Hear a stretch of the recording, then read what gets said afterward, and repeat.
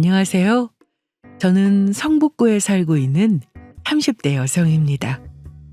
어릴 때 부모님과 오빠 이렇게 넷이서 살았는데 부모님이 돌아가시면서 현재는 오빠와 둘이 지내고 있습니다. 그래서인지 빨리 결혼해서 행복한 가정을 만들어 보고 싶다는 생각을 참 많이 해왔던 것 같습니다.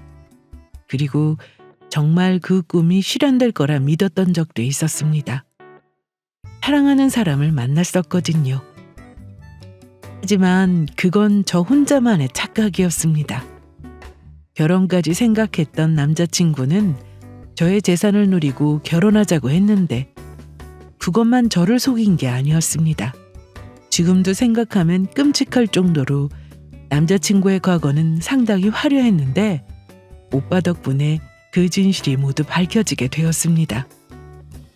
그럼 지금부터 저의 사연을 시작해 볼 테니 잘 들어봐 주세요. 평범한 가정에서 자란 저는 어릴 때 부모님과 함께 가족여행을 다녀본 게 손에 꼽습니다. 그 이유는 엄마가 편찮으셨기 때문이었죠. 제가 아주 어렸을 때부터 엄마는 항상 누워만 계셨는데 그때는 몰랐어요. 엄마가 왜 그렇게 항상 누워만 계시는지 말이죠. 저는 엄마한테 같이 인형놀이 하자고 떼쓰고 블록놀이 하자고 매달리고 했는데 엄마는 미안하다는 말만 하시고는 누워서 제가 노는 모습만 지켜볼 뿐이었습니다.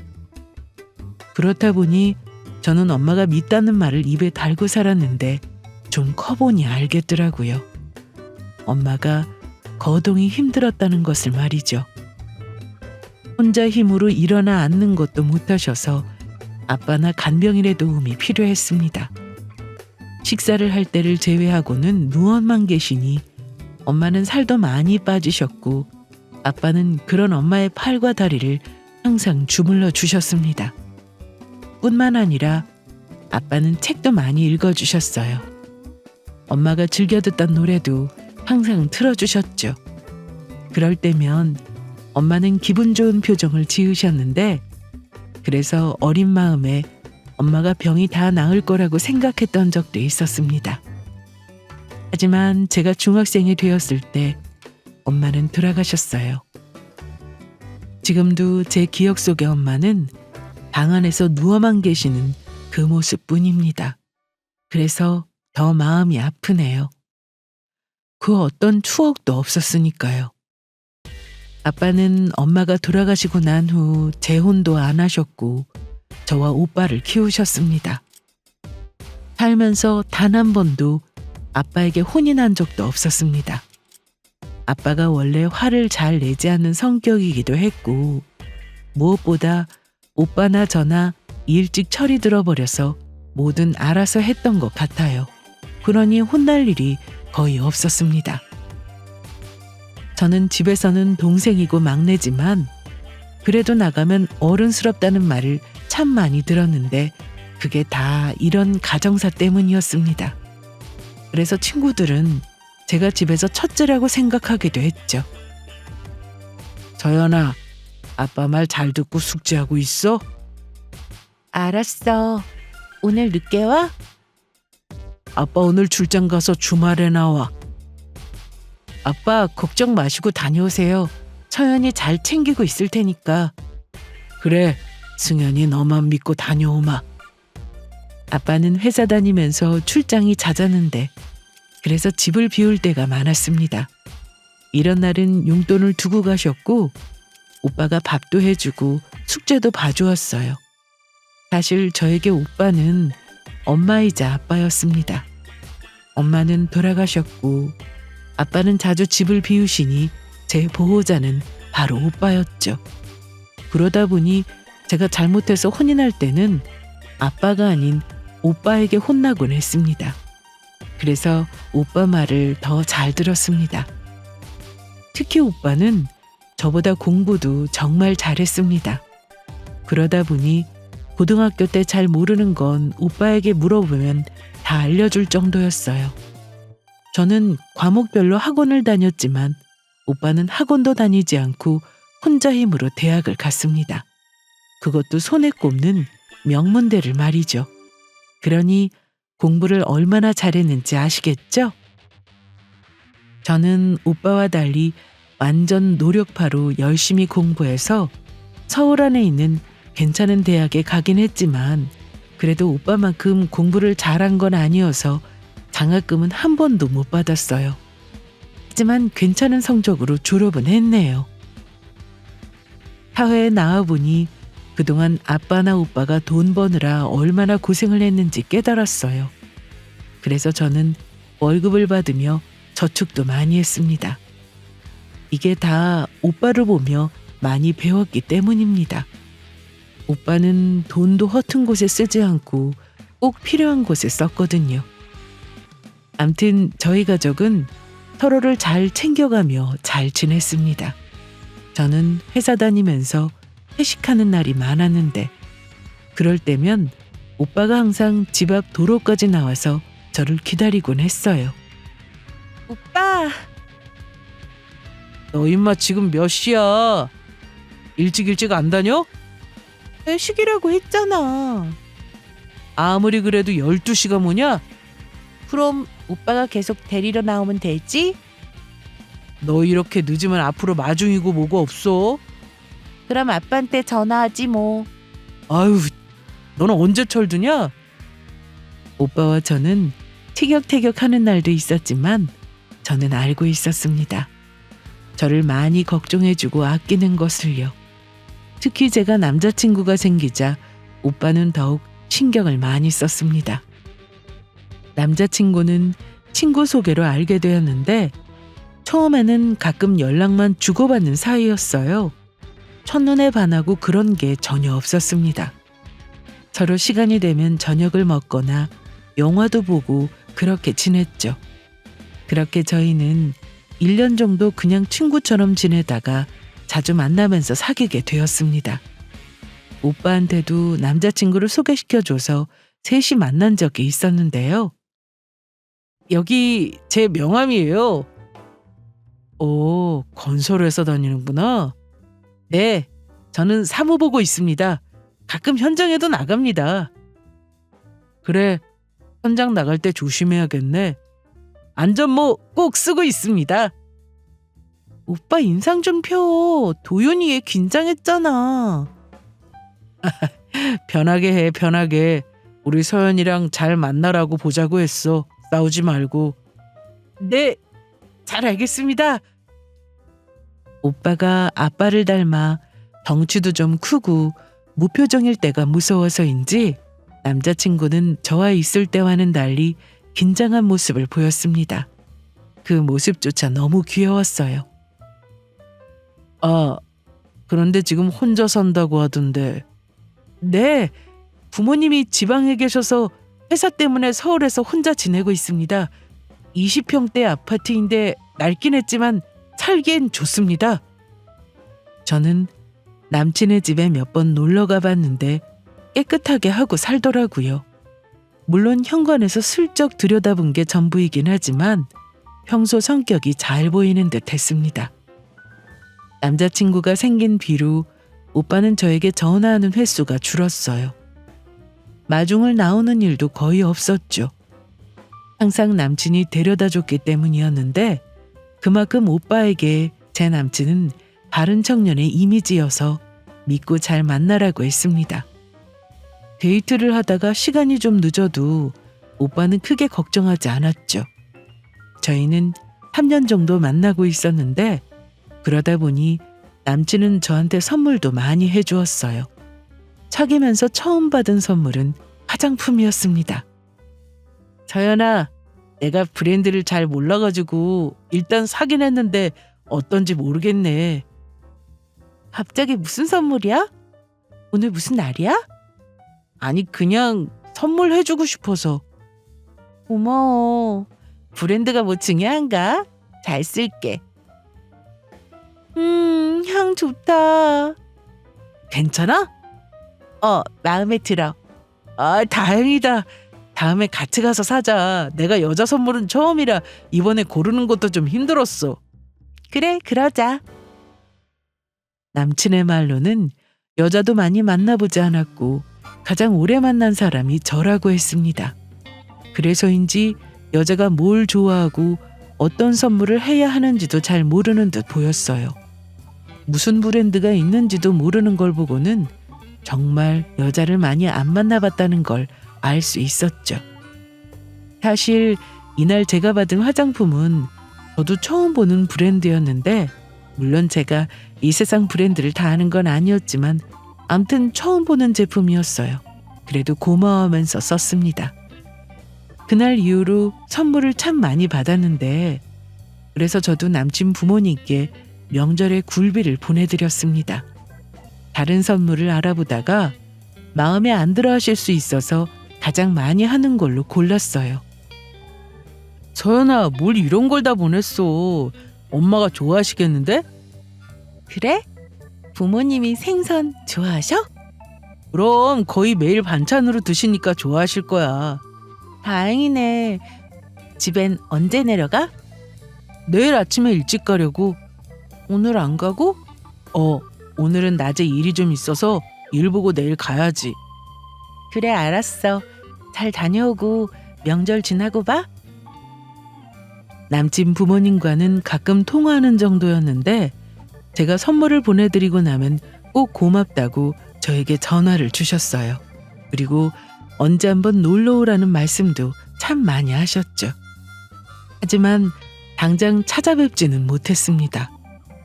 아빠가 돌아가셨거든요. 아빠는 젊은 시절 일만 하시느라 고생을 많이 하셔서 저와 오빠가 직장을 다니게 된 이후로 집에서 쉬고 계셨습니다. 그러다 남친이 집 앞까지 저를 데려다 줬을 때 아빠한테 인사를 드린 적도 몇 번 있었어요.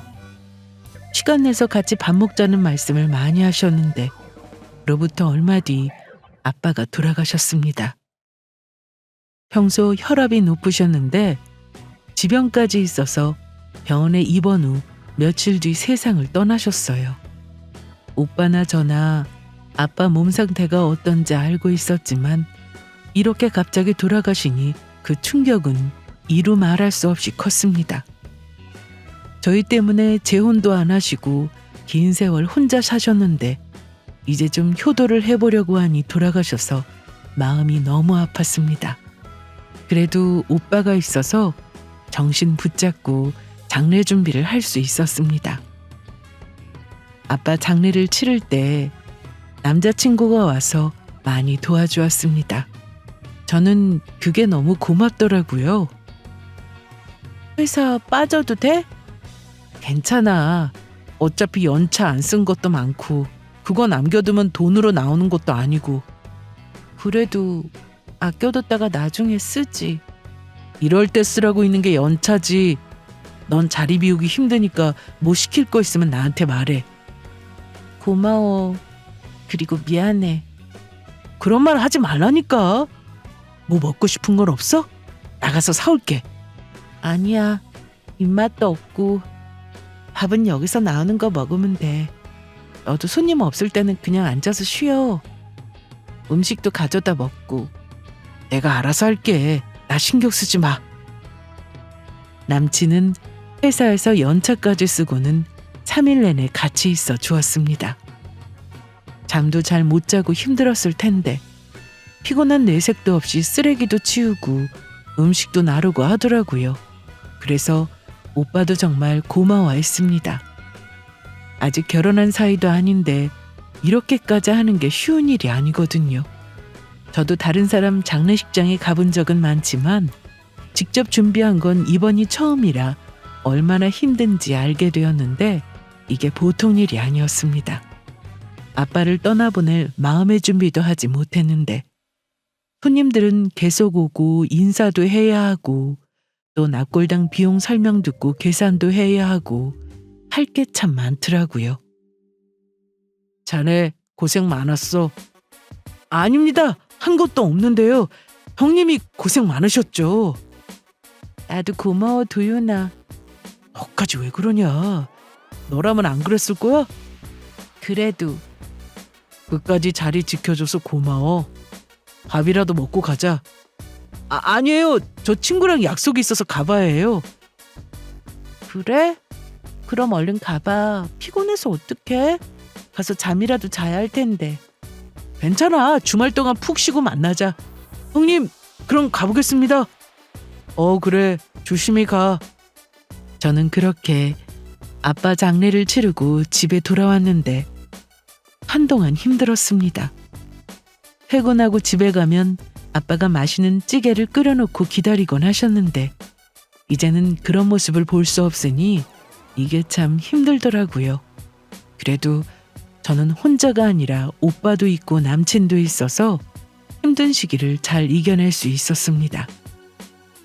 그날 이후로 오빠와 저는 아빠가 남기신 재산 부분을 정리했습니다. 집 명의도 바꿔야 했고 아빠 앞으로 남겨진 재산이 좀 있어서 그 부분도 오빠와 제가 정리를 해야 했죠. 남자친구는 장례식이 끝난 이후로 저희 집에 자주 찾아왔는데 오빠는 이미 남친을 한 가족처럼 대하고 있었습니다. 저도 마찬가지였죠. 오빠, 명의 변경은 나도 가야 하나? 도장이랑 챙겨서 같이 가야지. 이 집 명의 변경하는 거야? 그런데 이 집 말고 한 채가 더 있어서 하는 김에 한 번에 바꾸려고. 도윤아, 온 김에 저녁까지 먹고 갈래? 그래. 나야 좋지. 자네 아주 우리 집 식구 다 됐어. 저 빨리 서연이랑 결혼하고 싶습니다. 그래. 급한 거 정리 좀 하고 슬슬 얘기해 보자. 힘든 것도 지나고 유산 문제도 정리가 되고 난 후 저와 남친은 예전처럼 자주 만나 데이트도 하고 지냈어요. 시간이 지나니 저도 감정 정리가 조금씩 되긴 하더라고요. 그러던 어느 날 저는 남친이 혼자 살고 있는 집에 들어가 보게 되었습니다. 집 근처에서 만났다가 제가 화장실이 급해 어쩔 수 없이 들어가게 되었죠. 저기요, 집 진짜 깨끗하다. 혹시 결벽증 있고 그런 건 아니지? 야, 그런 거 없으니까 걱정 마. 그냥 남자 혼자 사는데 지저분하게 사는 게 싫어서 그래. 그리고 혹시 손님이라도 갑자기 올 수 있으니까 청소하고 사는 거지 뭐. 농담이야. 보기 좋아서 그래. 나보다 청소를 더 잘하는 것 같아. 그런데 이건 뭐야? 향수네? 저기 향수 안 쓰잖아. 그거 선물 받은 거야. 그래? 그런데 이거 여자 향수인 건 알고 있어? 뭐라고? 잠깐만, 이게 여자 향수라고?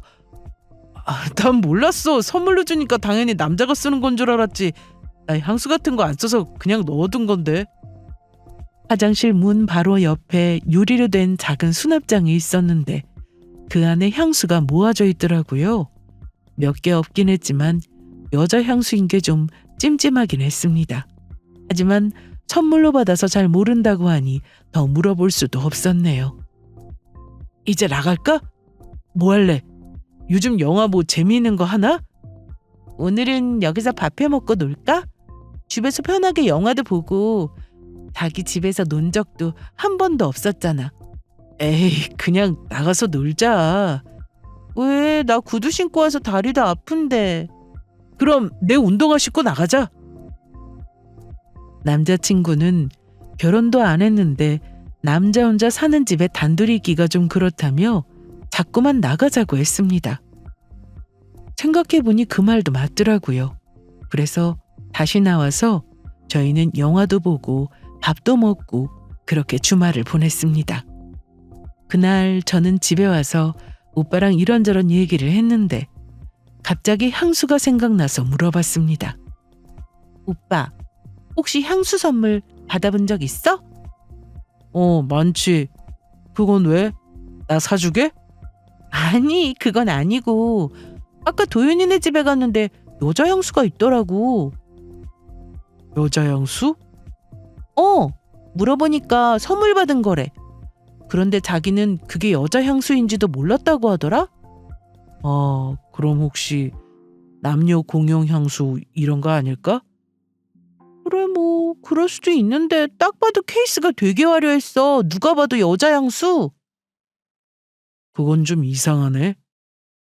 그런데 계속 예전에 선물 받아서 기억이 잘 안 난다고 하니까 더 물어보기도 그렇더라. 그거 말고 뭐 다른 건 없었고? 어, 자꾸 나가자고 해서 더 둘러볼 수도 없었어. 그럼 그냥 넘겨. 진짜 누가 선물로 준 걸 수도 있지 뭐. 그런가? 그렇게 저는 대수롭지 않게 생각하고 넘겼고 2달 뒤 남친으로부터 결혼하자는 말을 들었습니다. 프로포즈는 거창하진 않았습니다. 평소와 같이 데이트를 하고 집까지 데려다 준다고 해서 걸어가고 있었는데 갑자기 가방 안에서 꽃을 꺼내더라고요. 저기 서연아, 꽃다발 어디서 난 거야? 계속 가방 안에 넣고 다닌 거야? 그래서 좀 포장이 구겨지긴 했네. 암튼 서연아, 나랑 결혼하자. 내가 행복하게 해줄게. 지금 내가 비싼 선물은 못 사주지만 살면서 너한테 정말 잘할게. 저도 많이 좋아하고 있었기에 고민할 것도 없이 그러기로 했어요. 결혼 얘기가 나오고 얼마 뒤 저는 남친의 부모님을 만났습니다. 서울에서 4시간이 넘는 곳이라서 아침 일찍 출발했는데 도착하고 보니 경치가 너무 좋아서 힘든 것도 몰랐습니다. 그리고 남친 부모님을 만나 뵈니 2분 모두 저를 기분 좋게 반겨주셨습니다. 아버님은 다리를 다치셔서 거동이 어려운 상태였는데 그래서 어머님 혼자서 농사일이며 집안 살림이며 다 하고 계신다고 했습니다. 이날 제가 인사를 갔더니 너무 좋아하셨어요. 이름이 뭐라고 했더라? 엄마, 서연이, 이서연. 아, 맞다. 서연이. 먼 곳까지 오느라 고생했어요. 아니에요. 우리 아들이 어디가 좋아서 만나는 거야? 착하고 다정하고. 그래, 맞다. 우리 아들이 좀 착하긴 해. 진짜 순진한 구석도 있고 여태 살면서 거짓말 한 번 안 하고 얼마나 착하게 컸는지 몰라. 네, 맞아요. 그런 것 같아요. 그치?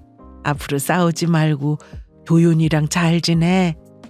네, 그럴게요. 이날 저는 어머님과 많은 얘기를 나누었습니다.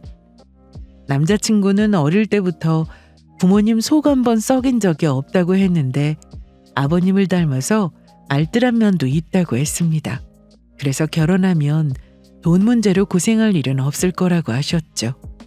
사실 남친이 저와 데이트하면서 함부로 돈을 쓴 적은 거의 없었습니다. 그래서 어머님의 말씀이 어느 정도 이해는 되었어요. 잘 보이려고 제 앞에서 돈 펑펑 쓰는 것보다 훨씬 나아서 저도 이 점은 마음에 들었습니다. 저는 그렇게 남친의 부모님을 뵙고 와서 상견례 날짜도 잡았고 그 사이 결혼 준비도 시작했습니다. 하루는 남친이 집에 와서 오빠와 같이 결혼 문제로 얘기를 나누었는데요. 도윤아, 우리 집은 어떻게 할까? 전세로 알아볼지 아예 집을 살지. 난 전세도 상관없긴 한데 일단 내가 살던 집에서 시작하는 건 어때? 그 아파트에서? 좀 낡긴 했는데 그래도 새로 인테리어 싹 하면 괜찮을 것 같은데. 그것도 좋겠네. 그럼 내가 가전이나 가구 준비할게. 그것도 그냥 쓰던 거 쓰자. 에이, 그래도 신혼집인데. 괜찮다니까. 내가 다 깨끗하게 썼어. 밥솥이랑 그릇도 있고 세탁기에 건조기까지. 그래도 서연이 말이 맞아. 신혼인데 집은 자네 집에서 시작하더라도 가전이나 가구는 새로 장만해야지. 살면서 바꾸는 게 낫지 않을까요? 언제까지 그 오래된 아파트에서 살 것도 아닌데 나중에 이사하면 그때 혼수해오면 될 것 같은데. 정말 그래도 괜찮겠어? 그렇다니까. 정 그러면 아파트가 구축이라 샤시를 좀 바꿔야 하는데. 그럼 인테리어 새로 하자. 결국 저희는 남자친구 말대로 하기로 했습니다. 오빠랑 제가 아무리 말해도 돈 아끼고 결혼 생활 시작하고 싶다기에 그러기로 했죠. 대신 인테리어는 새로 하기로 했기 때문에 그 비용은 제가 부담하기로 했습니다. 거기에 제가 쓸 화장대랑 서랍장 정도만 사기로 했어요. 남친 부모님은 결혼식을 알아서 준비하라고 하셔서 저와 남친은 하나부터 열까지 직접 알아보고 가격 비교해가면서 준비했습니다. 최대한 돈을 아끼자던 남친은 예물도 딱 기본만 하자고 해서 저희는 반지만 맞추고 다른 건 하지 않았어요. 청첩장도 너무 비싼 디자인은 고르지 않았고 예식장도 결혼 날짜에 맞춰 지하철역에서 가깝고 맛있는 곳으로 계약도 했습니다. 너 결혼 준비는 잘 되고 있어? 참, 인테리어는 어떻게 하기로 했어? 도윤이가 인테리어 하는 친구 있다고 해서 부탁해놨대. 그래서 돈만 줬어. 견적 얼마나 나왔어? 4천만 원. 20평대가 그렇게 비싸? 요즘 자재값이 엄청나게 올랐대. 그리고 구축이라 베란다 샤시는 새로 다 교체해야 해서 그게 좀 비싼가 봐. 그래? 친구가 해주는 거만 신경 써서 잘해주겠지. 공사는 언제 시작한대? 지금 공사가 많이 밀려 있어서 당장 시작은 못하는데 그래도 최대한 빨리 해준대. 그렇게 결혼 준비는 별 문제 없이 진행되고 있었습니다. 그리고 드디어 상견례 날이 되었습니다. 장소는 남친의 친구가 운영하는 식당으로 했고 저는 오빠와 둘이 나갔어요. 그리고 남친은 어머님과 나왔습니다. 아버님은 걷는 게 힘드셔서 상견례 때 오지 않으셨는데 저도 이미 알고 있는 사실이라 이해했습니다. 분위기는 좀 어색하긴 했으나 식사를 하면서 조금씩 긴장도 풀리고 즐겁게 얘기를 나누었습니다. 서연이처럼 이렇게 착한 며느리가 생겨서 얼마나 좋은지 몰라. 고맙습니다. 그런데 사돈 총각은 결혼을 아직 안 했어요? 네, 아직 만나는 사람도 없어요.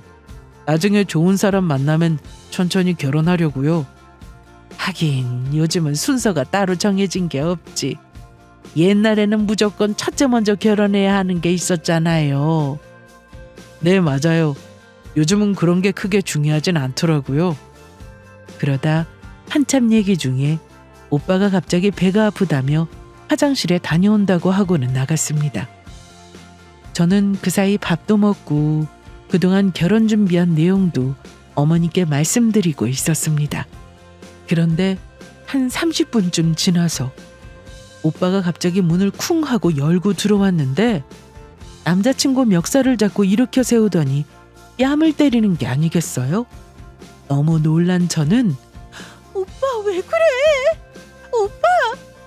감히 네가 내 동생을 속여? 이 자식이! 왜 그러냐고! 어머나 왜 이래요 사돈 총각. 이거 놓고 말해요. 어머 우리 아들 얼굴 좀 봐. 어떡해. 아니 무슨 일인데 이래요. 놓으라니까. 한바탕 난리가 났습니다. 저도 오빠를 말리며 무슨 일인지부터 말해달라고 했죠. 그랬더니 오빠가 핸드폰을 들어올리고는 녹음된 통화 내용을 들려주었습니다. 목소리가 누군가 했는데 바로 이 식당을 운영하는 남친의 친구였어요. 그 돈 곧 마련될 거야. 아이 글쎄 나만 믿으라니까. 도연이가 이번에 결혼하는데 그 여자한테 돈 받을 거래. 이미 4천만 원 보냈을 텐데 그 돈 받았지? 아니 걔 말고 다른 여자랑 결혼한다니까. 암튼 그렇게 알고 있어. 그리고 뒤이어 오빠 목소리도 들렸습니다.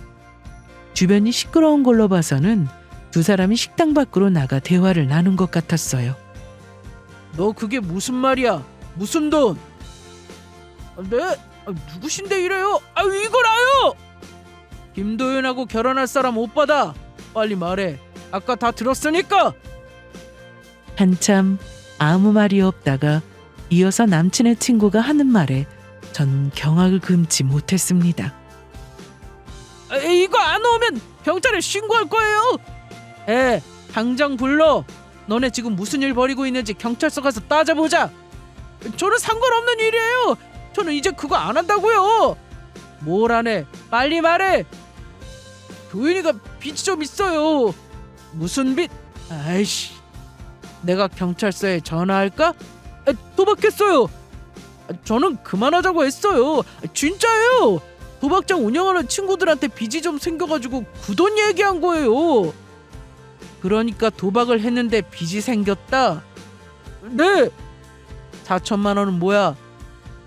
도윤이가 돈이 생겼다고 저한테 얘기해 준 건데 어디서 났는지 저는 몰라요. 정말이에요.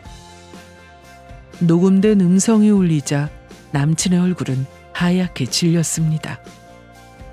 내용을 들어보니 오빠가 화장실에 가서 볼일을 보고 있었는데 밖에서 남친의 얼굴이 들리더랍니다. 그리고 결혼하면 돈이 생긴다는 얘기가 들리니 오빠는 뭔가 이상해서 바로 녹음 버튼을 눌렀다고 하더라고요. 알고 보니 남친은 물론 남친 친구는 같이 도박을 했는데 남친이 빚이 생겼다고 했습니다. 그래서 돈 마련 때문에 급하게 저와 결혼을 서두르게 된 거였죠. 저는 전혀 예상하지 못했던 일이었어요. 만나는 내내 남자친구가 도박을 한다는 사실도 전혀 모르고 있었거든요.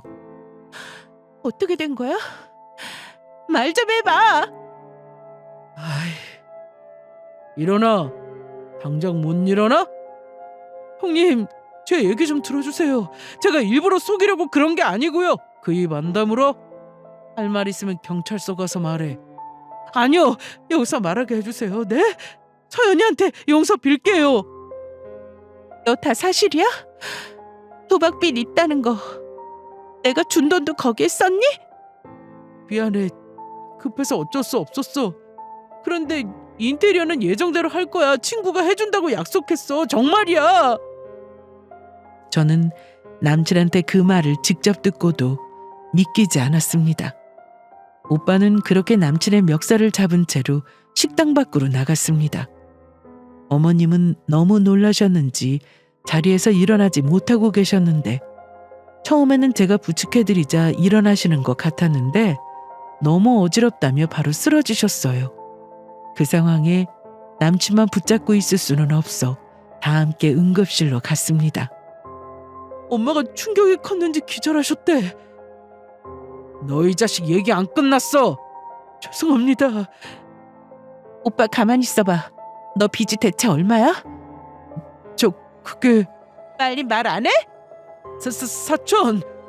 그래서 네가 인테리어 하라고 준 4천만 원으로 갚았어. 그래서 이제 빚 없어. 그 말 어떻게 믿어? 진짜예요. 이제 빚 없어요. 제가 빚 있다는 거 얘기하면 서연이가 결혼 안 해준다고 할까봐 그래서 말 안 했어요. 속일 걸 속여라. 우리 서연이랑 결혼하면 돈 나온다고 한 그 말은 뭔데? 어? 그거 저도 몰라요. 걔가 한 말이지 제가 그런 게 아니잖아요. 그럼 그 여자는 최미경이라는 그 여자는 뭐야? 그건 안 되겠다. 일어나. 소연이 만나기 전에 잠깐 연락하던 친구예요. 이미 헤어지고 연락도 안 해요. 정말이에요. 가지 한다. 도박은 죽어서도 못 고친다고 했다. 너 우리 서연이랑 결혼할 생각 꿈도 꾸지 마. 그리고 인테리어 한다고 받아간 4천만 원. 그 돈 당장 내놓고 결혼 준비하면서 쓴 돈까지 네가 다 알아서 해결해. 알았어? 왜 대답을 안 해? 오빠 여기 병원이야. 목소리 좀 좀. 네, 돈은 갚겠습니다. 꼭. 그렇게 저와 오빠는 병원에 계속 있을 수 없어 그날 집으로 돌아왔습니다. 저는 어머님과 즐겁게 대화도 나누고 결혼 준비도 문제없이 진행될 거라 생각했었는데 이날 예상도 못했던 일이 생기면서 저는 물론 오빠까지 정신을 차렸습니다. 그 자식 저번에 명의 변경한다는 얘기 듣고 저런 모양인데 아무리 생각해도 그거 말곤 없잖아. 믿고 얘기한 건데. 아무리 그래도 그 돈을 탐내? 아마 집 말고 땅 얘기도 들어서 그런 것 같아. 땅? 그 얘긴 또 언제 했어? 그날 말이야. 오빠랑 경기도에 있는 아빠가 남겨준 땅 보러 간 날 그때 도윤이가 만나자고 했었거든.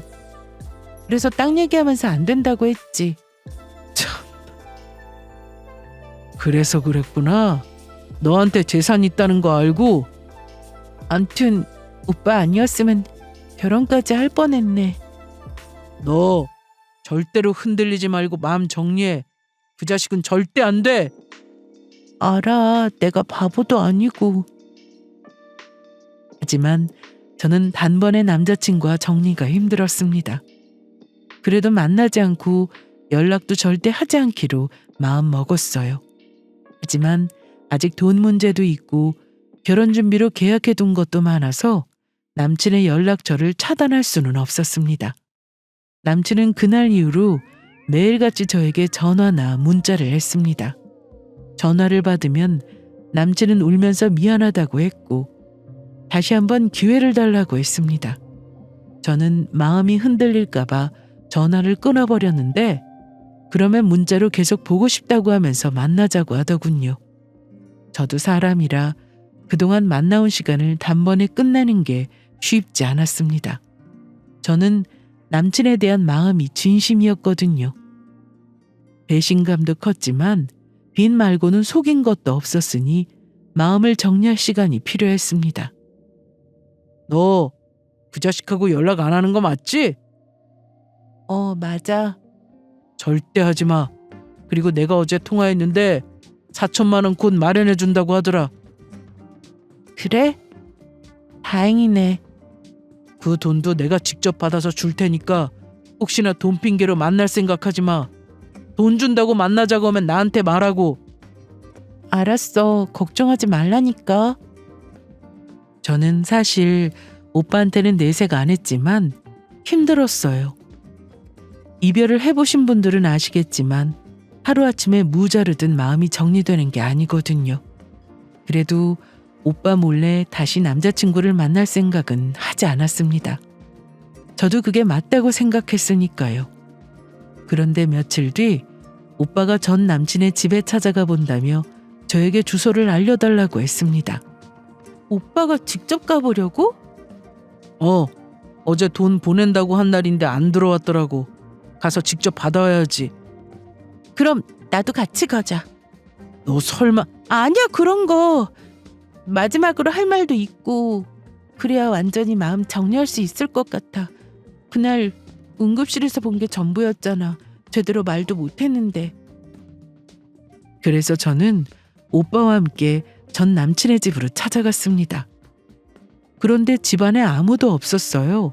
전화도 해봤지만 받지 않길래 그냥 갈까 하다가 차 안에서 기다렸습니다. 오빠, 오늘은 그냥 갈까? 얼마나 됐지? 벌써 1시간째야. 그래도 집에는 들어오겠지. 조금만 더 기다려보자. 차 안에서 1시간 정도 기다렸는데 더 기다려야 하나 얘기하던 중 저 멀리서 전 남친이 보였습니다. 그런데 그 옆에 어떤 여자도 같이 있더라고요. 아파트 입구 쪽으로 가까이 왔을 때 저와 오빠는 차에서 내렸습니다. 야, 김도윤! 아이씨, 너 어디가? 이리 와. 이리 안 와? 그런데 오빠를 본 전 남친은 갑자기 도망을 쳤고 오빠는 그 뒤를 쫓아갔습니다. 그리고 그 자리엔 처음 보는 여자와 저 이렇게 둘만 남겨졌습니다. 누구세요? 그러는 그쪽은 김도윤 씨하고 어떤 관계세요? 에? 누구신데 그런 질문을 하시는 거예요? 저 결혼 약속했던 사람인데요. 결혼이요? 참나. 알고 보니 전 남친에게는 8년 동안 동거하던 여자가 있었습니다. 혼인신고만 하지 않았을 뿐 사실혼이나 마찬가지였죠. 그래서 그 동거녀가 제 말을 듣고 아주 기막혀 했습니다. 혹시 최미경 씨 되세요? 제 이름은 어떻게 아세요? 도윤이가 얘기하던가요? 네, 저 만나기 전에 잠깐 연락하고 지냈었다고. 잠깐이요. 저희 8년 만났어요. 8년. 알고 지낸 세월까지 하면 더 오래됐고요. 거기다 그냥 사귄 것도 아니고 같이 살았는데 도윤이가 이건 말 안 하던가요? 동거요? 저도 기막혔고 그 동거녀 역시 어이없어 했습니다. 하긴 그걸 말할 인간이 아니죠. 차라리 저는 결혼을 하자고 했는데 도윤이는 살아보고 결정하자고 해서 동거부터 시작한 거예요. 그러면서 사는 내내 빨리 결혼하자면 돈부터 모으자고 하길래 전 그렇게 믿고 있었어요. 도윤이가 회사도 괜찮은 곳 다녀서 월급도 잘 나오고 그랬는데 그 돈은 다 도박에 썼어요. 그래서 제가 일하면서 번 돈으로 생활했고요. 도윤이는 돈 버는 거 집에 가져온 적도 없었어요. 그런데 왜 진작에 헤어지지 않으신 거예요? 헤어졌죠. 나간다고 했고요. 그랬더니 다시는 도박 안 한다고 잘못했다고 하는데 어떡해요? 거기다 헤어지면 집에 들어간 제 돈은 영영 못 받을 것 같으니까 그렇게 봐주고 하면서 여기까지 온 거예요. 그런데 결혼까지 약속했었으면 도윤이 부모님도 만났겠네요? 네. 도윤이 어머님이 제 얘기는 안 해요? 제가 용돈도 매달 보내드렸는데? 전혀요. 집에 데려온 여자는 제가 처음이라고 했어요. 저는 그 말을 또 믿었죠. 어이없네요. 그동안 용돈은 물론이고 형편 어렵다고 해서 생활비도 보냈는데 어머님이 농사 지으시는 건 알죠?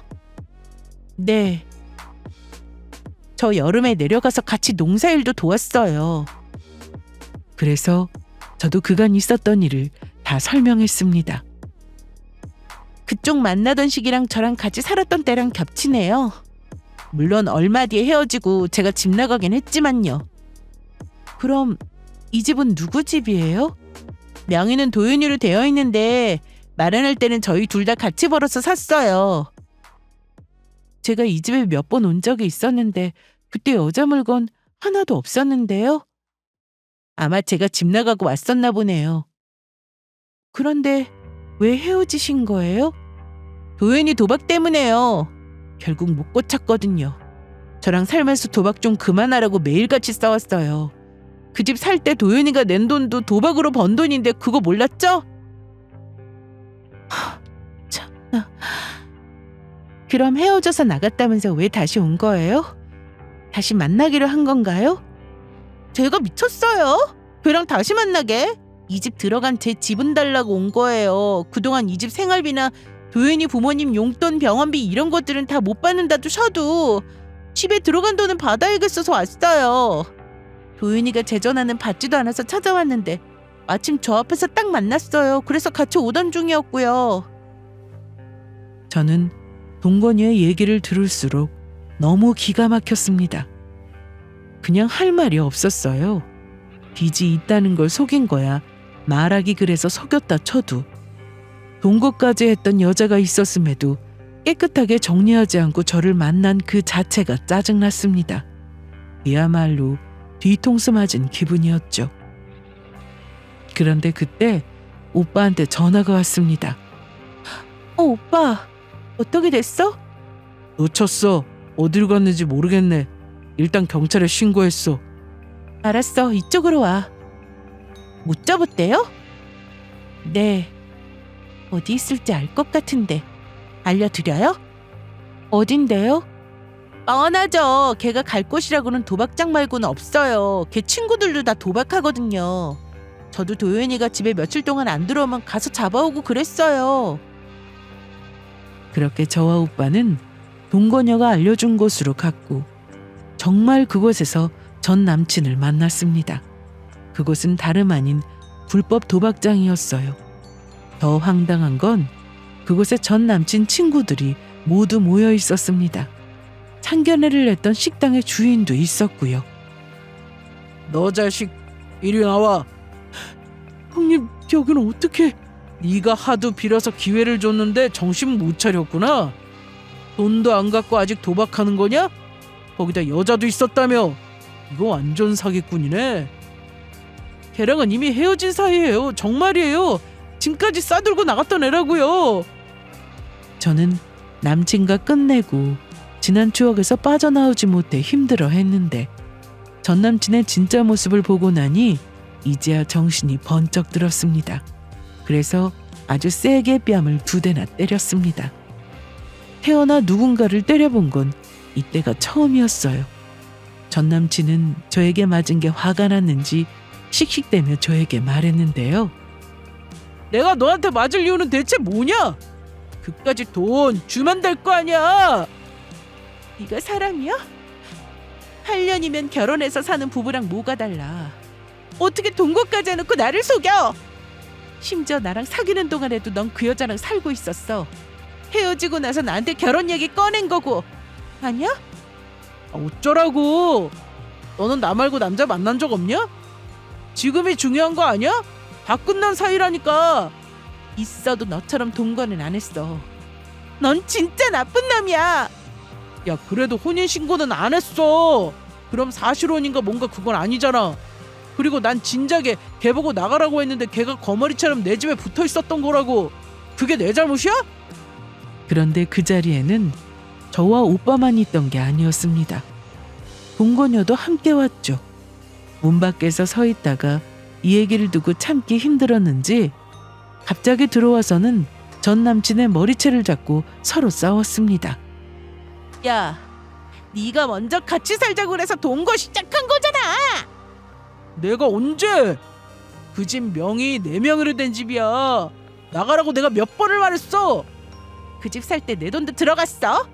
그건 난 모르겠고, 맘대로 나갔다가 맘대로 들어와서 사는 게 그게 무슨 연인 사이냐? 안 그래? 너 툭하면 집 나갔잖아. 네가 도박 중독자라서 그 꼴 보기 싫어서 나갔다. 왜? 내 돈 내놔. 무슨 돈? 그 집에 내 돈도 들어갔잖아. 전 남친은 그렇게 경찰서로 가서 조사를 받았고 과거 불법 도박으로 벌금까지 낸 기록도 있었습니다. 저는 결혼 사기로 고소를 한다고 했고 돈을 보낸 내역도 함께 제출했습니다. 또한 동거까지 하고 있는 여자가 있음에도 저를 속이고 결혼을 진행하려 한 부분까지 있어서 전 남친은 그야말로 사면초가인 상황이었어요. 하지만 그 누구보다 뻔뻔했죠. 저는 경찰서를 나오면서 전 남친에게 똑바로 살라고 한 소리 해주었습니다. 너 그렇게 살지 마. 다 돌아온다는 거 몰라? 뭐라고? 너나 똑바로 살아. 내가 선물 사줄 때는 좋다고 다 받았으면서. 아, 그 선물. 네가 나한테 줬던 선물들 하나같이 다 사은품이었던 거 내가 모를 줄 알았니? 그딴 것도 선물이랍시고 나한테 줄 때 쪽팔리지 않았어? 너한테는 정신 차리라는 말도 아까워. 평생 그렇게 살아. 절대 변하지 말고. 뭐라고?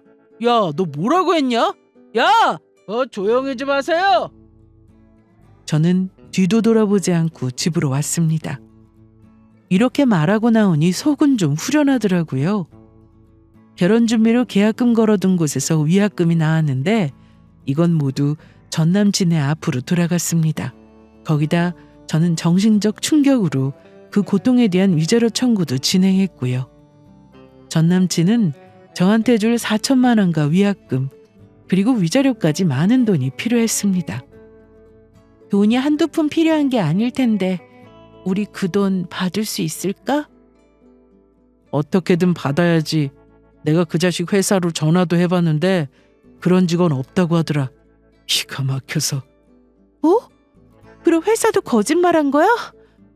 그 명함은 뭐지? 다니긴 했는데 그만뒀대. 그런데 그만둔 시기가 아버지가 돌아가시기 전이라 계속 우리 속였던 거지. 백수 됐으면서 회사 다니는 척. 넌 그거 몰랐어? 전혀. 내가 퇴근하고 도윤이네 회사 앞에서 기다리면 건물 안에서 나오고 그랬거든. 그럼 그것도 다 쇼였네? 진짜 감쪽같이 다 속았다. 어쩐지 돈을 아껴도 너무 아끼는 게 다 이유가 있었어. 도박에 써야 했으니까. 작정하고 속인 걸 무슨 수로 알아. 차라리 잘 됐어. 결혼했어 봐라. 네 재산 어떻게든 가져가려고 했을 거 아니야. 전 남친은 이미 경찰 조사도 받고 고소도 당한 상태라 연락이 두절되거나 하지는 않았습니다. 그래서 돈을 어떻게 마련하고 있는지 오빠가 전화해서 계속 물어봤는데 집을 내놨다고 했답니다. 여기서 하나 더 알게 된 사실이 있는데요. 전 남친이 살고 있던 그 집은 담보대출까지 받은 상태였다고 했습니다. 그래서 집이 팔리면 대출금을 먼저 갚아야 했죠. 다행히도 집값이 좀 오른 상태에서 팔았기 때문에 대출금 상환 후 남은 금액에서 제가 준 4천만 원을 돌려받을 수 있었습니다. 거기다 미약금과 위자료는 물론 동건이한테도 돈을 나눠주면서 결국 전 남친은 돈 한 푼 없는 신세가 되었다고 하더군요. 속은 것도 억울한데 돈까지 못 받았더라면 분해서 어떻게 살았을까 싶습니다. 그래도 다행히 깔끔하게 정리가 되었어요. 그날 이후로 전 남친이 어떻게 사는지 저는 전혀 모릅니다. 도박을 끊고 새 인생을 사는지 여전히 그렇게 사는지 제가 알 필요도 없고 알고 싶지도 않네요.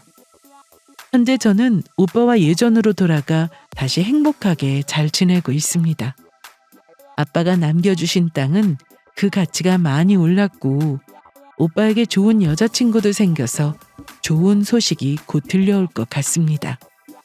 저는 당장 결혼 생각은 없는데 아마 시간이 더 필요할 것 같아요. 누군가를 만나기엔 아직 마음의 준비가 되지 않았거든요. 저의 사연은 여기가 끝입니다. 잘 들어주셔서 감사드리고 저는 앞으로도 씩씩하게 잘 살아갈 테니 여러분들도 앞으로의 인생에 좋은 일만 가득하길 바랄게요.